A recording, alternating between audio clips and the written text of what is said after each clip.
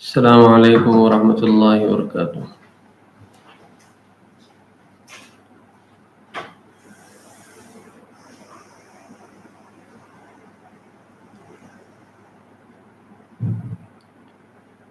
اعوذ باللہ من الشیطان الرجیم، بسم اللہ الرحمن الرحیم۔ الحمد للہ رب العالمین، الرحمن الرحیم، مالک یوم الدین، ایاک نعبد و ایاک نستعین، اہدنا الصراط المستقیم، صراط الذین انعمت علیہم غیر المغضوب علیہم ولا الضالین۔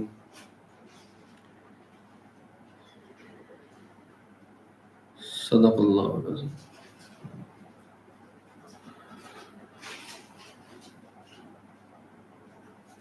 محترم معزز سامعین و سامعات، گزشتہ درس میں اہدنا الصراط المستقیم، صراط الذین انعمت علیہم کی تفسیر عرض کی گئی تھی۔ مناسب سمجھتے ہیں کہ کل کے سبق کا خلاصہ ہم پیش کر لیں، پھر اگلے سلسلے کو شروع کریں۔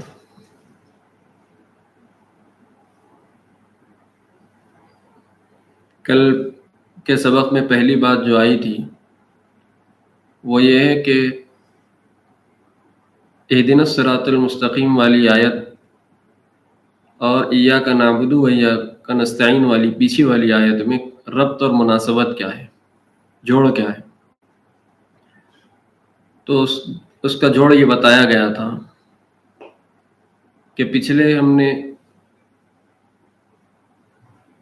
ایاک نستعین کہہ کر کہا کہ ہم مدد طلب کرتے ہیں، ہم تجھ سے ہی مدد طلب کرتے ہیں۔ تو اللہ نے بتایا کہ سکھلایا کہ استعانت اور مدد طلب کرنا کیا ہے اور کیسے ہیں، وہ اس طور پر ہے کہ تم کہو اہدنا الصراط المستقیم، اس طرح تم استعانت طلب کرو کہ ہم کو یہ دے دیجیے، ہم کو یہ دے دیجیے، ہم کو یہ دے دیجیے۔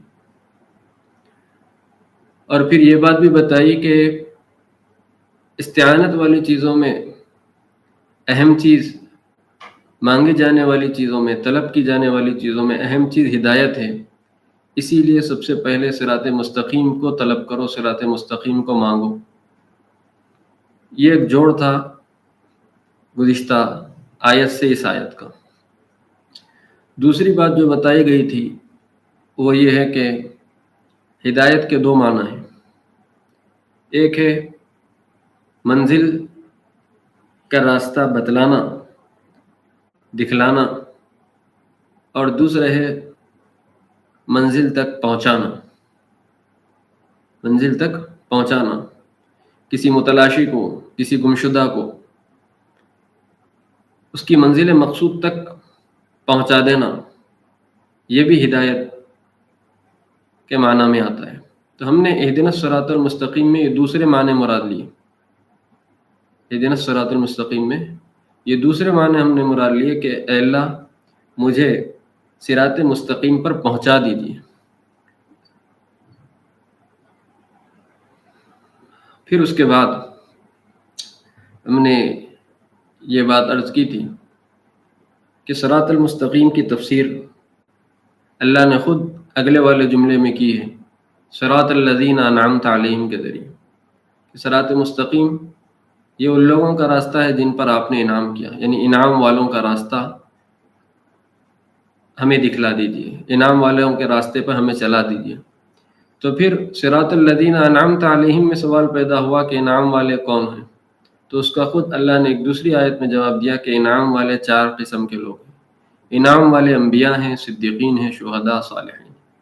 تو یہ لوگ جس راستے پر ہے اس راستے پر تم چل پڑو، اور اس راستے کی دعا کرو کہ اے اللہ وہ راستہ دے جس پر نبی چلے، صدیق چلے، شہید چلے، صلحاء چلے، وہ راستے پر ہمیں چلائیے۔ اس کے بعد چوتھی بات ہم نے عرض کی تھی کہ ہدایت مختلف افراد کے اعتبار سے، مختلف لوگوں کے اعتبار سے ہدایت مختلف درجات رکھتی ہے، مختلف درجات رکھتی ہے۔ جیسا کہ میرا اور آپ کا خیال یہ ہے کہ میں تو ہدایت پر ہوں، میں مومن ہوں، میں موحد ہوں، میں سیدھے راہ پر ہوں،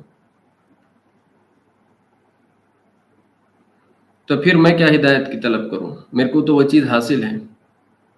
یہ تو دعا کوئی غیر مسلم کرے، کوئی غیر کافر کرے، کوئی گناہگار کرے، کوئی فاسق کرے کہ مجھے سیدھے راستہ دکھا، سیدھے راستے پر چلا، مجھ کو تو وہ چیز حاصل ہے، پھر میں کیوں سوال کروں اس کا؟ اس کا جواب عرض کیا گیا تھا کہ چونکہ احوال کے اختلاف کے اعتبار سے مومن کی لوگوں کی کیفیتوں کے الگ الگ ہونے کے اعتبار سے وہاں پر ہدایت کے معنی الگ الگ ہیں۔ بتایا گیا تھا کہ اہدنا کے معنی ایک ہے ہدایت کا راستہ بتلا، اگر معلوم نہیں ہے تو بتلا دے، اور اگر ہدایت کا راستہ معلوم ہے تو پھر اس پر چلا دے۔ جیسے کہ ہم آپ ایمان اور توحید کے راستے پر ہیں تو گویا ہدایت کا ایک درجہ ہمیں حاصل ہو چکا، تو اب ہمیں ضرورت ہے چلنے کی۔ تو ہمیں ہدایت کے راستے کو بتا، ہمیں ہدایت کے راستے پر چلا، اس کے بعد چلتے چلے جانا ہے موت تک۔ تو اس کے تیسرے معنی یہ بتائے گئے تھے کہ ہمیں ہدایت کے راستے پر جمع۔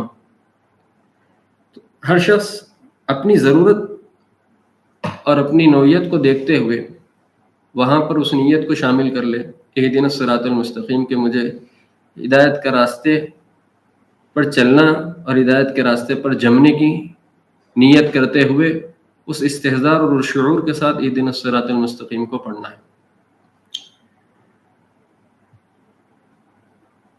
پانچویں بات یہ بتائی گئی تھی کل کہ اللہ نے صراط مستقیم کی تفسیر صراط الذین انعمت علیہم کے ذریعے کی، کہ صراط مستقیم وہ ہیں جن پر اللہ نے انعام کیا۔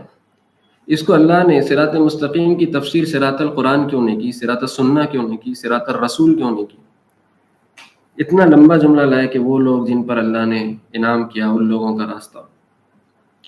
اس سے ایک نقطے کی طرف اشارہ کیا گیا تھا آپ حضرات کو، کہ نقطہ یہ ہے کہ اللہ تعالیٰ کی ہدایت کا نظام یہ ہے کہ اللہ نے ہدایت کے نظام کو کتاب اللہ اور رجال اللہ، کتاب اللہ اور اہل اللہ کے ساتھ اللہ نے جوڑا ہے کہ ہدایت اسی وقت ملے گی جب دو چیزیں ساتھ لے کر چلو گے، ایک کتاب، دوسرا کتاب والا۔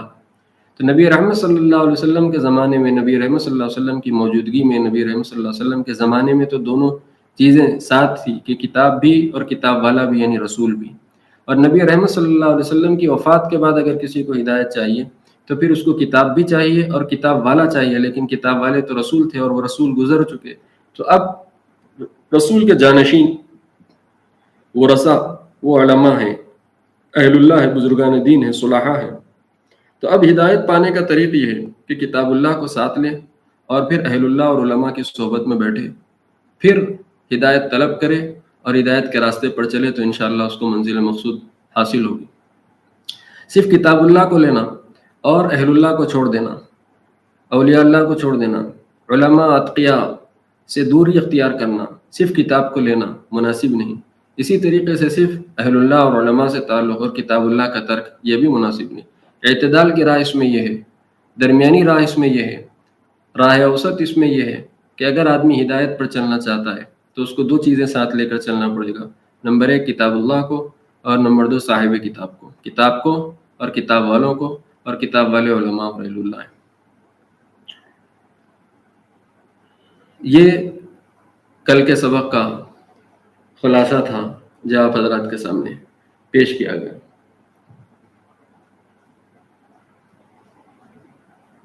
جی، ایک اور بات یاد آئی جو کل سبق میں عرض کی گئی تھی، چھٹویں بات، وہ یہ ہے کہ ہدایت دینے کا اللہ تعالیٰ کا ضابطہ کیا ہے۔ ایک ہے اللہ تعالیٰ کی قدرت اور اللہ تعالیٰ کا فضل، کہ کسی کو اللہ تعالیٰ اپنی مہربانی اور اپنے فضل اور اپنی عنایت سے ہدایت کا راستہ بتا دیتے بھی ہیں اور ہدایت کے راستے پر چلا دیتے بھی ہیں، ہدایت کا راستہ بتا دیتے بھی ہیں اور ہدایت کا راستہ پر چلا دیتے بھی ہیں، فضل ہے یہ اس کا۔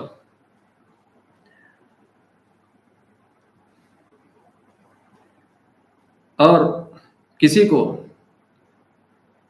ہدایت کا راستہ بتا دیتے ہیں فضل کے ذریعے، اس طور پر کہ کسی مسلمان گھرانے میں اس کی پیدائش کر کے اس کو ہدایت کے راستے پر پہلے سے ڈال دیتے ہیں، لیکن اس کو ایمان کی تو توفیق مل جاتی ہے لیکن اعمال کی توفیق اس سے نہیں ملتی، اور بعض لوگ وہ رہتے ہیں جن کو ایمان کی بھی توفیق نہیں ملتی۔ اب فضل الہی سے کسی کو ایمان اور اعمال دونوں مل جاتے ہیں، اور کسی کو فضل الہی سے صرف ایمان ملتا ہے، اعمال نہیں ملتے، اعمال نہیں ملتے۔ تو جس کسی کو ہدایت ملتی ہے وہ فضل الہی اور توفیق الہی سے ایمان اور اعمال دونوں کی توفیق مل جاتی ہے، یا پھر صرف ایمان کی توفیق مل جاتی ہے۔ پھر آگے کے مرحلے کو کیا کرنا ہے؟ آگے کے مرحلے کو کیا کرنا ہے؟ مثال کے طور پہ کسی کے پاس ایمان ہی نہیں ہے، تو پھر اگر اس کو ایمان چاہیے، یا کسی کے پاس ایمان ہے لیکن اعمال نہیں ہے، تو پھر اس کو کیا کرنا ہے؟ اس کے لیے کیا ضابطہ اور طریقہ کار ہے؟ اس کے لیے انابت ہے، اس کے لیے طلب ہے، اس کا قصب ہے، اس کا ارادہ ہے، اس کے اختیار، اس کی کوشش ہے، اس کی سعی ہے، اس پر اللہ تعالیٰ نے رکھا ہے، یہ اس عادت اللہ ہے۔ تو فضل اللہ ایک ہے یہاں پر، عادت اللہ ایک ہے اللہ کا فضل اور ایک ہے اللہ کی عادت۔ دونوں چیزوں میں فرق کرنے کی ضرورت ہے۔ اللہ تعالیٰ کسی پر فضل فرما کر ایمان اور اعمال دونوں سے آراستہ کر دیتے ہیں، لیکن عادت شریفہ اللہ تعالیٰ کی یہ ہے کہ جب بندہ طلب کرتا ہے اور بے چین ہوتا ہے حق کے لیے، اسلام کے لیے، ایمان کے لیے، اور پھر ایمان اور اسلام سے آراستہ ہونے کے بعد ایمان اور اسلام کے اعمال کے لیے طلب پر بے چینی دکھاتا ہے، تو پھر اس کو اس کی توفیق دیتے ہیں اللہ تعالیٰ۔ اور قرآن مجید میں یہی بولا گیا کہ اللہ تعالیٰ متوجہ ہوتے ہیں اس بندے کی طرف جو بندہ اللہ کی طرف متوجہ ہوتا ہے، اللہ ہدایت دیتے ہیں اس شخص کو جو منیب ہوتا ہے، جو انابت اختیار کرتا ہے۔ اناب یونیب انابتن کے ذریعے بار بار بولا گیا، یونیب کا لفظ اللہ تعالیٰ بار بار لاتے ہیں، جو متوجہ ہوتا ہے، انابت اختیار کرتا ہے، ہم اس کو سیدھا راستہ بتلاتے ہیں۔ تو ایک ہے فضل الہی کے ذریعے ہدایت مل جانا اور ہدایت پر چلتے رہنا، اور ایک ہے عادت اللہ، اور اللہ کی عادت یہ ہے کہ ہمارے ہدایت کی تقسیم کا، ہدایت کے نوازنے کا معیار یہ ہے کہ جو آدمی طلب دکھاتا ہے ہم اس کو ہماری راہ پر چلنے کی سجھا دیتے ہیں، توفیق دے دیتے ہیں۔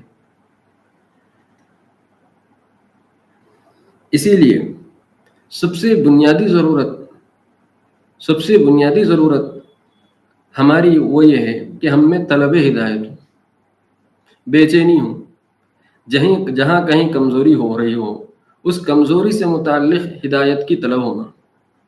جہاں کہیں کمزوری ہو، اعمال میں کمزوری ہو رہی ہے، اخلاق میں کمزوری ہو رہی ہے، صفات میں کمزوری ہو رہی ہے، جہاں کہیں کمزوری ہو رہی ہے اس میں ہدایت کی ضرورت ہے۔ تو اب ایسی صورت میں وہاں پر ہدایت کی طلب ہدایت ضروری ہوتی ہے، اور طلب ہدایت پر ہی توفیق الہی متوجہ ہوتی ہے، طلب ہدایت پر ہی توفیق الہی متوجہ ہوتی ہے۔ فضل الہی بندے کی طلب پر متوجہ ہوتا ہے، فضل الہی، توفیق الہی، نصرت الہی بندے کی طلب اور بے چینی پر متوجہ ہوتی ہے۔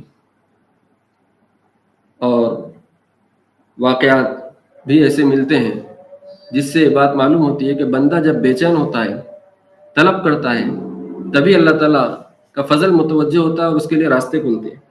ہم یہ جو ہاتھ پر ہاتھ دھرے بیٹھتے ہیں اور یہ انتظار کرتے ہیں کہ توفیق ملے گی تو کریں گے، توفیق ملیں گے تو اٹھیں گے، توفیق ملے گی تو کام کریں گے، توفیق ملیں گی تو کام ہو جائے گا، توفیق نہیں مل رہی، توفیق نہیں مل رہی۔ توفیق طلب پر دی جاتی ہے، توفیق طلب پر دی جاتی ہے۔ مثال کے طور پر آدمی اپنی ذات میں غور کرے، کیونکہ آدمی ایسا ہے جو فرائض کو پڑھ لیتا ہے لیکن سنن نہیں پڑھ رہا، یہ سمجھتے ہیں کہ سنتوں کی توفیق نہیں ہو رہی، سنتوں کی توفیق نہیں ہو رہی۔ فرائض پڑھتا ہے، سنتیں پڑھتا ہے لیکن جماعت سے نہیں پڑھتا۔ پھر اس کو یہ ضرورت ہے کہ بھئی فرائض کی تو ہو گئی، سنتیں بھی ہو رہی لیکن فرائض جماعت سے نہیں ہو رہی، تو اب اس کو جماعت کی طلب کی توفیق چاہیے، جماعت کی توفیق چاہیے اس کو۔ یا کوئی بندہ فرائض و واجبات پر عمل کرتا ہے لیکن اخلاقی کمزوری ہے، معاشرتی کمزوری ہے، صفات کی کمزوری ہے، توکل کی کمی ہے، صبر کی کمی ہے، تواضع کی کمی ہے، اب یہ صفات ایمانی سے خالی ہے، تو اب اس کو اس کے اندر ہدایت کی ضرورت ہے۔ اب یہ چیز ہاتھ پہ ہاتھ دھرے بیٹھنے سے نہیں آتی، بلکہ یہ چیز طلب پر آتی ہے کہ اللہ تعالیٰ سے ہدایت اس باب میں مانگنا ہے کہ مجھے اس چیز میں ہدایت کی ضرورت ہے، اس بات کی طرف توجہ دلانا ہم چاہ رہے ہیں کہ جزئی ہدایات کو کلی ہدایت نہیں سمجھنا چاہیے. چند چیزوں کی توفیق اور چند چیزوں کی ہدایت مل جانے پر کلی ہدایت مل گئی یہ نہیں سمجھا جائیں گے. اس لیے کہ صراط مستقیم میں کل دین آتا ہے. صراط مستقیم میں دین کا جز اور دین کا پارٹ نہیں آتا. صراط مستقیم میں کل دین ہے. اور جب صراط مستقیم میں کل دین ہے تو ضرورت اس بات کی ہے کہ میں دیکھنا چاہیے کہ اعمال ظاہرہ اور اعمال باطنہ، اعمال ظاہرہ اور اعمال باطنہ دونوں اعتبار سے میں اعمال سے آراستہ ہو چکا ہوں یا نہیں ہو چکا ہوں، یا اس میں کمی ہو گئی. جب کمی ہو گئی تو پھر ایسی صورت میں صراط مستقیم مجھے پورا حاصل نہیں ہوا. جب صراط مستقیم پورا مجھے حاصل نہیں ہوا تو جہاں کمی ہے اس کی طلب دکھانا پڑے گا. اور عادت اللہ یہ ہے کہ جب بندہ طلب دکھاتا ہے اور دعا کرتا ہے کہ مجھے فلاں چیز میں آپ کی ہدایت چاہیے تو پھر وہاں سے اس کو نوازا جاتا ہے. تو اعمال کی کمزوری دور کرتے ہیں لوگ پھر بھی ہدایت کی دعا کر کے کہ اللہ مجھ سے فرائض نہیں ہو رہے ہیں، فرائض کی ہدایت دے دیجیے، فرائض کی توفیق دے دیجیے. گناہ ہو رہے ہیں، گناہ چھڑا دیجیے مجھ سے. اس کی ہدایت کی طلب کرتے ہیں کہ اللہ ہدایت دے دیجیے کہ فلاں فلاں مجھ سے گناہ ہو رہے ہیں، مجھ سے گناہ چھوٹ جائیں. لیکن صفات کی طرف توجہ نہیں ہوتی. مثال کے طور پر کسی کے اندر غصہ زیادہ ہے تو وہ یہ نہیں دعا کرتا کہ اللہ میرے اندر غصہ زیادہ ہے، اس کو اعتدال پر لے کے آ. کسی کے اندر بدزبانی کا مرض ہے، کسی کے اندر بد کلامی کا مرض ہے، کسی کے اندر بے صبری کا مرض ہے، کسی کے اندر کبر کا مرض ہے، کسی کے اندر حسد کا مرض ہے، کسی کے اندر بغض و عناد کا مرض ہے. تو اب اس سلسلے میں ہدایت کی طلب کی دعا نہیں ہوتی. اللہ ان صفات سے رذیلہ سے، ان اخلاق رذیلہ سے، ان اخلاق سیئہ سے مجھے پاک فرما اور مجھے صراط مستقیم عطا فرما. ان صفات سے، ان صفات رذیلہ سے پاک فرما اور اچھے صفات سے آراستہ فرما. صراط مستقیم میں جو ہمارا ذہن ہے، ہماری جو فکر ہے، اس میں یہ بات ہے کہ صراط مستقیم کل دین کا نام ہے، مکمل دین کا نام ہے، مجموعہ دین کا نام ہے. اور عام طور پر فہم اور دماغوں میں یہ بات ہے کہ جزو دین پر آ جانا، دین کے کچھ اعمال اور کچھ اعمال ظاہرہ پر آ جانے کو کل دین پر آ جانا سمجھتے ہیں، اور تھوڑی چیزوں کی ہدایت مل جانے کو یہ سمجھتے ہیں کہ پوری ہدایت مل چکی ہے، جبکہ ہر باب میں ہدایت مطلوب ہے. خواہ وہ عقائد کے عمل سے ہو، عقائد کی لین سے ہو، عبادات کی لین سے ہو، معاشرت کی لین سے ہو، صفات ایمان کی لین سے ہو، ہر اعتبار میں صراط مستقیم، ہر چیز کو صراط مستقیم شامل ہے. اور اس صراط مستقیم میں بندے کو طلب ہدایت کی ضرورت ہے. تو جو بنیادی طور پر جو بات ہم سمجھانا چاہ رہے ہیں وہ یہ ہے کہ مجموعی طور پر فہم جو ہے وہ یہ ہے کہ جزو دین کو کل دین سمجھ کر قناعت کر رہے ہیں، اور یہ سمجھ رہے ہیں کہ میں ہدایت پر ہوں. جزو دین کو کل دین سمجھ کر تھوڑے دین کی ہدایت مل جانے کو پورے دین کی ہدایت مل گئی سمجھ رہے ہیں. اسی وجہ سے اہدنا الصراط المستقیم پر توجہ نہیں ہے. یعنی اس میں وہ شعور نہیں ہے جو شعور کے اس سے چاہا جا رہا ہے. اور وہ ہدایت ملے گی طلب پر.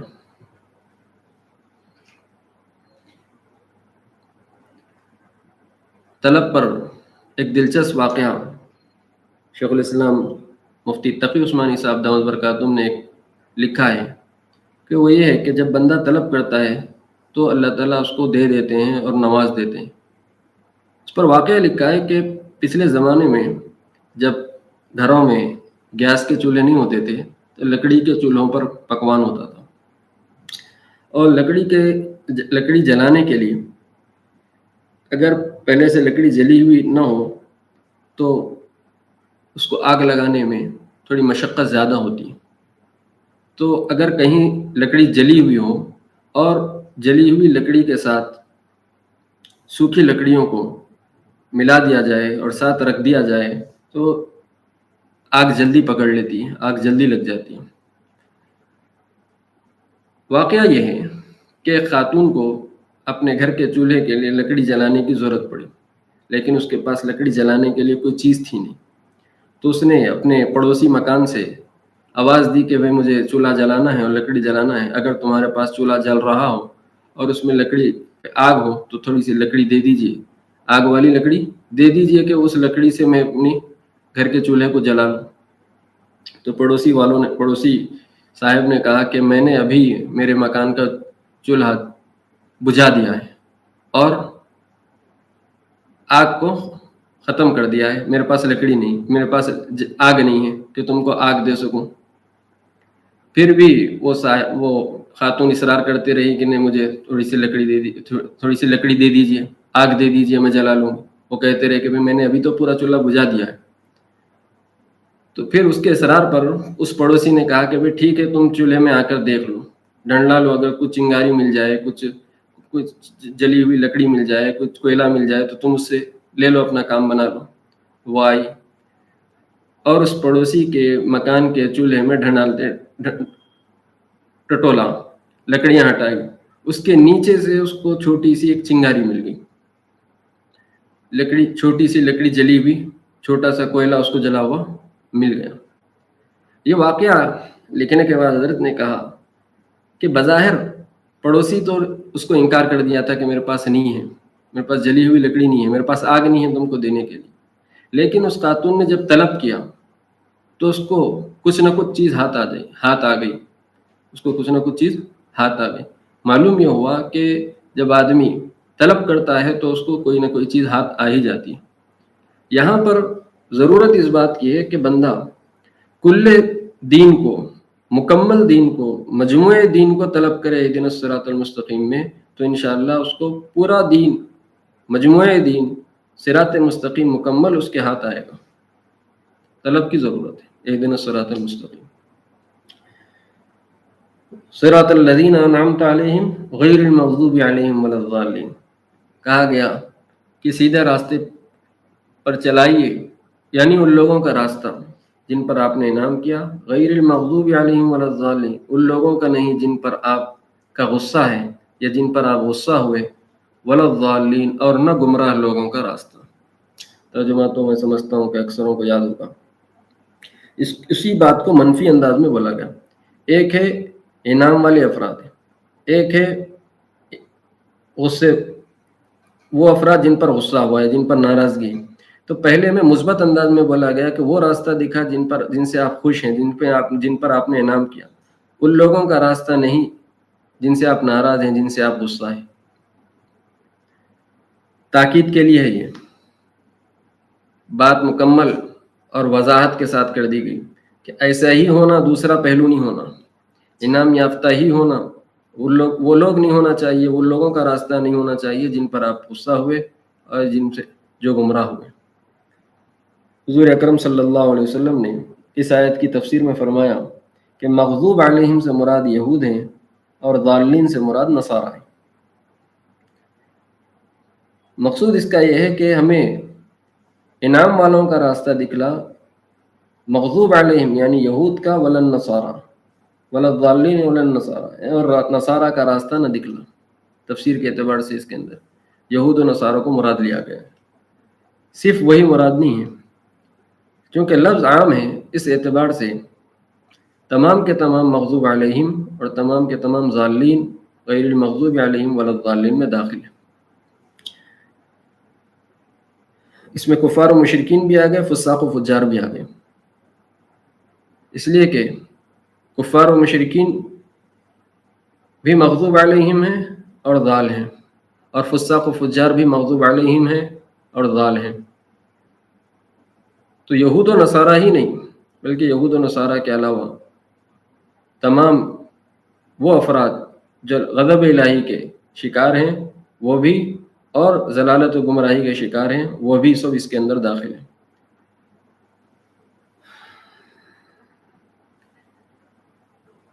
مغضوب علیہم وہ لوگ جن پر اللہ کا غصہ ہوا. عام طور پر غصہ کس پہ آتا؟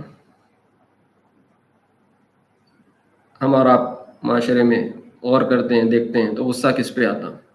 غصہ عام طور پر اس شخص پر آتا جو جان بوجھ کر سمجھ رکھتے ہوئے غلطی کرے، جانتے بوجھتے سمجھ رکھتے ہوئے غلطی کرے، اس پر غصہ آتا. جیسے کہ ایک چھوٹا بچہ ہے، 2-3 سال کا ہے، اس سے اگر گلاس چھوٹ جائے، وہ کوئی غلط کام کر دے، اس سے کوئی چیز ٹوٹ جائے تو اس پہ اتنا زیادہ غصہ نہیں آتا.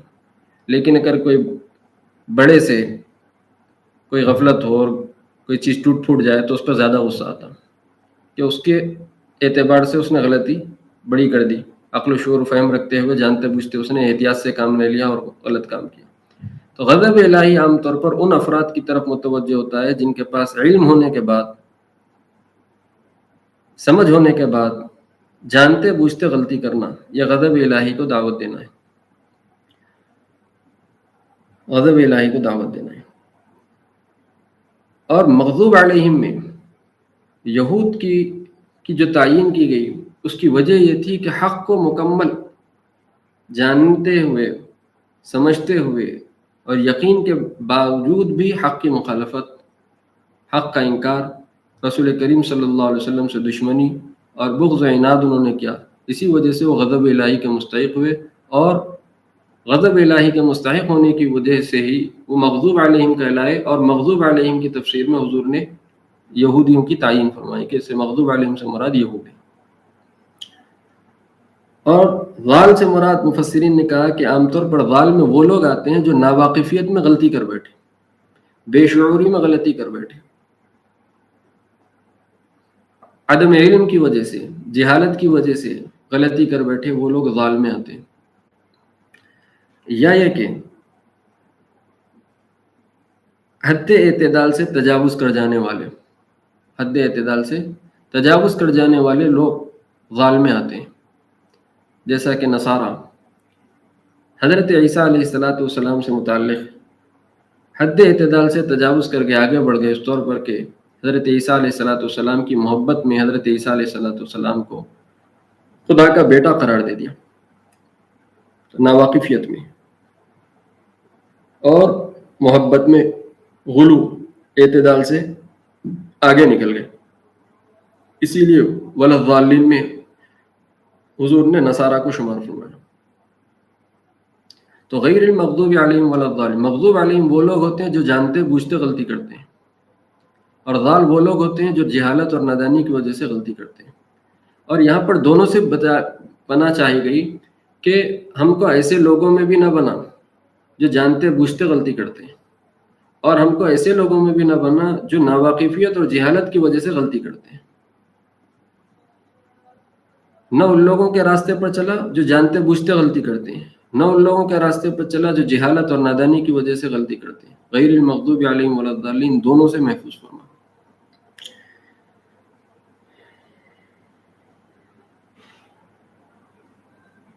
اس کے بعد دعا مکمل ہوئی صراط مستقیم کی.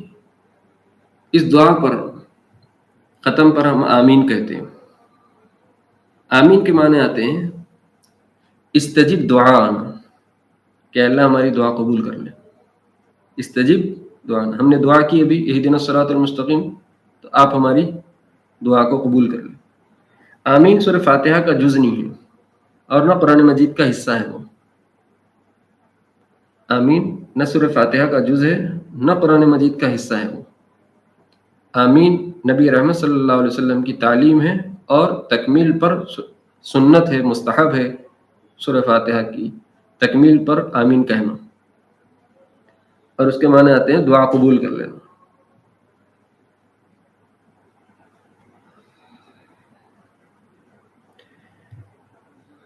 خاص طور پر آمین کہنے کی ترغیب نماز میں دی گئی کہ جب امام ولضالین کہے تو مقتدی لوگ آمین کہیں. حدیث میں فرمایا گیا کہ جب امام سورہ فاتحہ پڑھے اور ولضالین پر پہنچے تو مقتدیوں کو چاہیے کہ وہ آمین کہیں. اور پھر فرمایا اس کی فضیلت میں حضور نے کہ چونکہ نماز میں فرشتے بھی شریک ہوتے ہیں اور وہ لوگ بھی امام کی ولضالین پر آمین کہتے ہیں، تو جس کی آمین، جس مقتدی کی آمین فرشتے کی آمین کی موافق ہو جائے، یعنی دونوں کی یکساں ہو جائیں، تو سمجھو کہ اس مقتدی کی مغفرت ہو گئی، معافی ہو گئی. یہ آپ نے ترغیب دی کہ جس مقتدی کی آمین فرشتے کے آمین سے مل جائے، موافق ہو جائیں، یکساں ہو جائیں، تو اس کی مغفرت ہو جاتی ہے.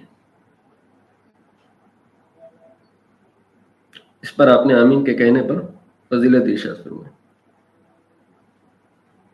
فضیلت سے آپ اس لیے جوڑ دیے اس کو تاکہ بندہ شعور کے ساتھ سورہ فاتحہ سنے اور پورے استحضار اور یاد کے ساتھ آمین کہے، غفلت میں نہ ٹھہرے. فرشتوں کی دعا کے ساتھ، فرشتوں کی آمین کے ساتھ اپنی آمین ملانا ہے، یہ اس کے دماغ میں رہے اور وہ یاد سے وہ آمین کہے. اسی لیے آپ نے اس کو فضیلت سے جوڑ دیا تاکہ فضیلت کی طلب میں بندہ عمل کی طرف متوجہ رہے۔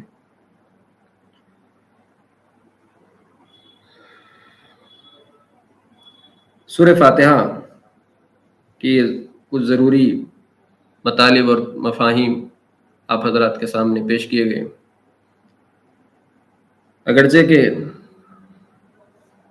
قرآن مجید ایک بحر بے کنار ہے، ایک ایسا سمندر ہے جس کا کوئی کنارہ نہیں، اس کے اندر جامعیت ہے، اختصار ہے، لیکن اس کے اندر طوالت بھی ہے۔ آدمی جس قدر اس کی تہ میں جائے گا اسی قدر علوم و معارف و اسرار و رموز اس پر کھلتے ہیں، اور اس کو قرآن مجید کا ظاہر بھی ملتا ہے، قرآن مجید کا باطن بھی ملتا ہے۔ یہی وجہ ہے کہ بعضوں نے تفسیر کے دونوں پہلوؤں پر، اختصار اور طوالت دونوں پر کام کیا۔ بعضوں نے تفسیر لکھنے بیٹھے تو ایسی صورت میں لفظ کو لفظ کے ساتھ تفسیر کر دی، الحمدللہ جتنا لفظ تھا بس تفسیر اتنی ہی کر دی، اس سے زیادہ نہیں بڑھا۔ اور بعضوں نے تفسیر کرنے بیٹھی تو ایسی صورت میں ایک ایک سورہ کی تفسیر ان لوگوں نے کئی جلدوں میں کی،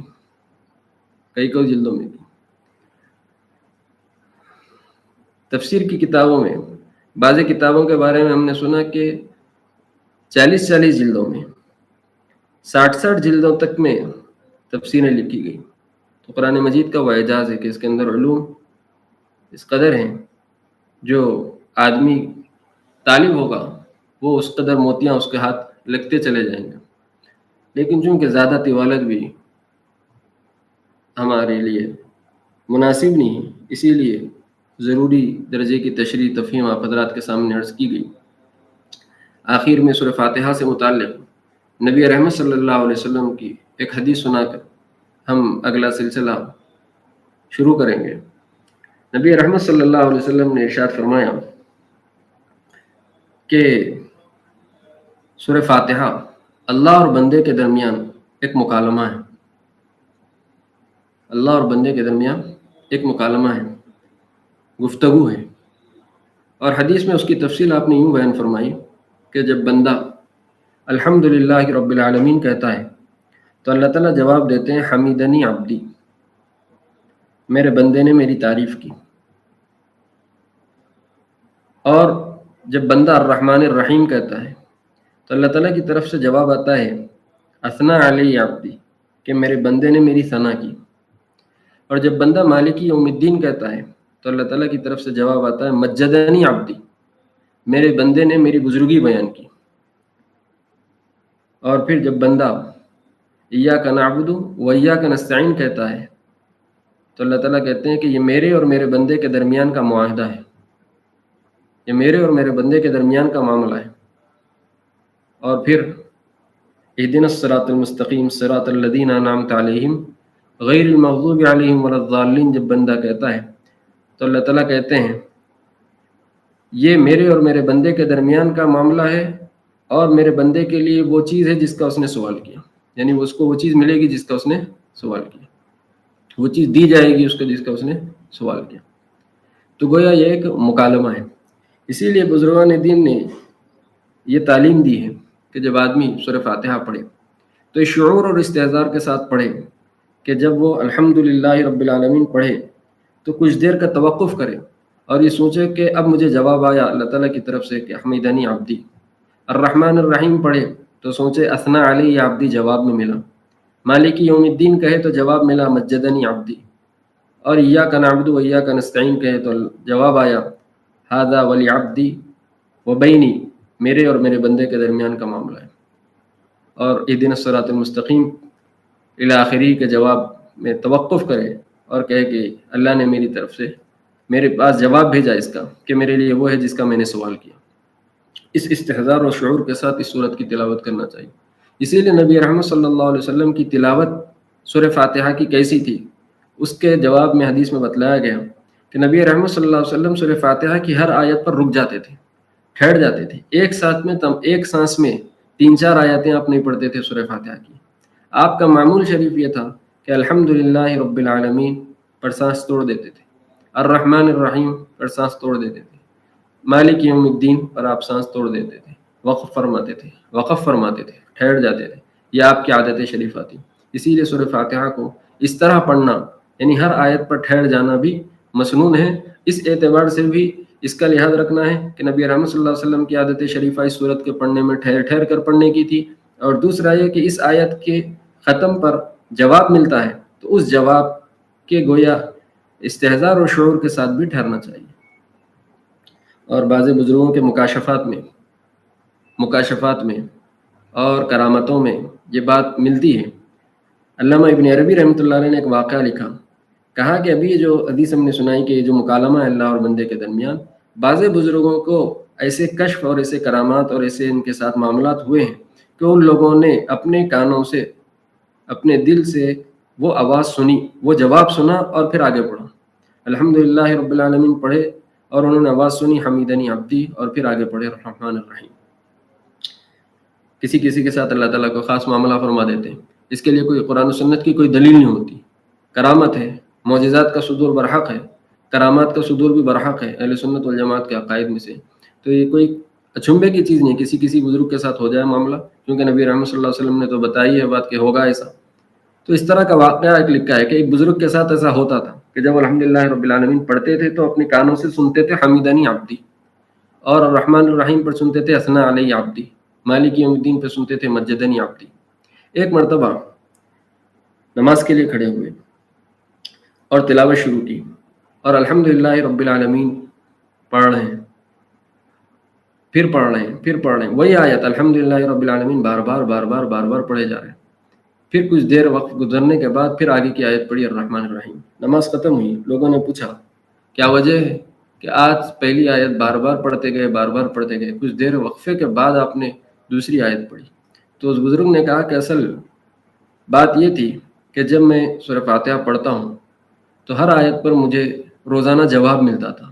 آج جب میں نے الحمدللہ رب العالمین پڑھا تو مجھے جواب نہیں مل رہا، حمیدنی عبدی کا جواب نہیں مل رہا.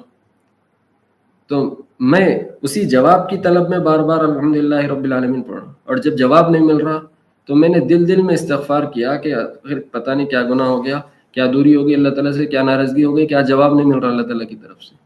استغفار دل میں اس کی طرف متوجہ ہوا، ندامت ہوئی، پھر معاملہ صحیح ہوا تو پھر اس کی طرف سے جب جواب آیا اللہ تعالیٰ کی طرف سے تو پھر میں نے آگے کی تلاوت شروع کی. تو اس طرح کے واقعات بھی بعض بزرگوں کے ساتھ پیش آئے. تو اس کا یہ کرامتوں کے قبیل سے ہے، اور کرامتوں اہل سنت والجماعت کے عقیدے میں سے ہے کہ متبع سنت بزرگوں سے جو اگر خلاف واقعہ، خلاف عادت کوئی چیز صادر ہوتی ہے تو وہ برحق ہوتی ہے، اس کے اوپر کوئی قرآن و سنت سے دلیل نہیں طلب کی جاتی. غرض خلاصہ گفتگو یہ ہے کہ سورہ فاتحہ ایک مکالمہ ہے اللہ اور بندے کے درمیان. بندہ اس شعور اور استحضار کے ساتھ اگر سورہ فاتحہ پڑھے تو اس کے تمام انوار و برکات کو، اس کے ظاہر کو اور اس کے باطن کو اپنے اندر سمیٹ سکتا ہے، اور اس کے لطف کو دوبارہ کر سکتا ہے، اور قرآن مجید کے اسرار و معارف کو اپنے اندر سمو سکتا ہے جب وہ تدبر کے ساتھ، تفکر کے ساتھ، اس شعور کے ساتھ جو شعور کے گزشتہ دروس میں آپ کو بیان کیے گئے ہیں رعایت پر، اس شعور اور استحضار کے ساتھ جب آدمی سورہ فاتحہ کی تلاوت کرے گا اور اس میں تدبر کرے گا تو پھر ایسی صورت میں اس پر وہ مضمون کھلتا چلا جائے گا. حمد پر غور کرے، للہ میں الوہیت پر غور کرے، رب العالمین میں ربوبیت پر غور کرے، الرحمن الرحیم میں صفت رحمان اور صفت رحیم پر غور کرے، مالک یوم الدین میں مالک حقیقی کا استحضار رکھے، نعبد و ایاک نستعین میں عبادت و استعانت کے پہلو کو ذہن میں رکھیں اور عبادت و استعانت پر متوجہ رہیں، اور ہر قدم پر اہدنا الصراط المستقیم کا طلبگار رہیں. تو پھر ایسی صورت میں ہر قدم پر سورہ فاتحہ اس کے لیے ایک مشعل راہ اور مینار نور اور راہ ہدایت کا سامان ہوگی. اور پھر اس سورہ فاتحہ کو جو یہ کہا گیا کہ ایک نور عظیم ہے، سورہ فاتحہ نور عظیم ہے، وہ اس کے لیے نور بنے گا، اس کے لیے نور بنے گا، روشنی بنے گی. اور سورہ فاتحہ کے جو اسرار و رموز ہے، جو معارف اور مفاہیم ہیں، اس پر مزید کھلتے چلے جائیں گے، بشرطے کہ آدمی ابتدائی شعور کو جو اس کو دیا گیا ان شعور پر غور کرے. اللہ تعالیٰ سے دعائیں کہ اللہ تعالیٰ ہم سبوں کو قرآن مجید کے ظاہر کے علوم سے بھی، قرآن مجید کے باطنی علوم سے بھی آراستہ فرمائے، اور اس میں مزید ترقی اور برکت عطا فرمائے. اور بفضل اللہ گزشتہ کے مسلسل 3 ہفتوں کے چلنے والے درس کے اختتام پر سورہ فاتحہ کی تکمیل ہوئی. انشاءاللہ سورہ بقرہ شروع کرنے سے پہلے یہ ارادہ رکھتے ہیں کہ سب سے پہلے ہم آخر کی 10 صورتوں کی تفسیر و تشریح کر دیں، کیونکہ عموماً نمازوں میں معمول ہمارے آخر کی 10 صورتوں کا ہے. تو ذرا اس سے متعلق ترجمہ اور تشریح اور تفسیر آ جائیں تو قرآن مجید کی اس معانی اور مضامین کے تصور اور شعور کے ساتھ اگر ہم قرآن مجید کی تلاوت کرتے رہیں بار بار اور نمازوں میں اس کے استحضار اور دھیان کے ساتھ نماز پڑھیں تو نماز میں بھی خشوع و خضوع کی کیفیت بڑھے گی. اسی لیے مناسب سمجھا جا رہا ہے کہ سورہ بقرہ شروع کرنے سے پہلے ہم آخر کے 10 صورتوں کی تفسیر پہلے پیش کریں گے، پھر ان 10 صورتوں کی پورا ہونے کے بعد انشاءاللہ سورہ بقرہ آغاز کریں گے. اللہ تعالیٰ سے دعا ہے کہ اللہ تعالیٰ ہم سبھی کو از اول تا آخر قرآن مجید کے تمام دروس میں شرکت کرنے اور اس سے استفادہ کرنے کی توفیق عطا فرمائے اور اس میں برکت عطا فرمائے اور اس کو پائے تکمیل تک پہنچائے. وآخر دعوانا الحمدللہ رب العالمین.